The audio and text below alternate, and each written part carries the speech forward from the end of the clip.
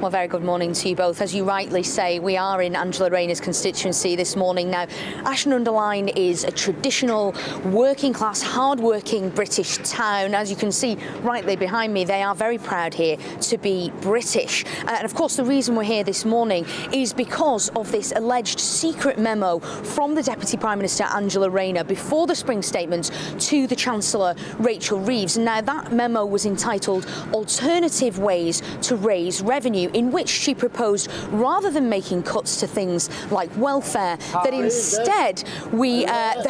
instead apologies, some distraction here, that instead of making those cuts, that we instead boost taxes from £3 billion to £4 billion each year. Now, of course, in their election manifesto, the Labour Party made certain promises around taxes, and that's something that the Chancellor says she's determined to keep, and instead making cuts. Now, we're here this morning in Angela Rayner's constituency, finding out what people feel about this secret memo in which she proposed increase to taxes.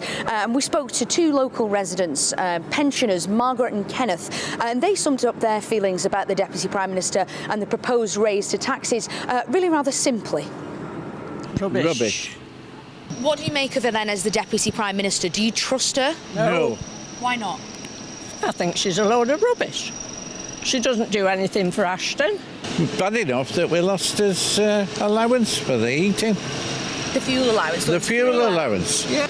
They could have halved it. If there's two people in a house, you both get it. What they could have done is only one get it. At least you're getting something.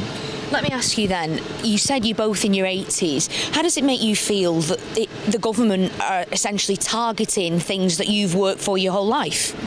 Terrible. It's just like You've a lost rabble. faith. I've lost faith in all politics.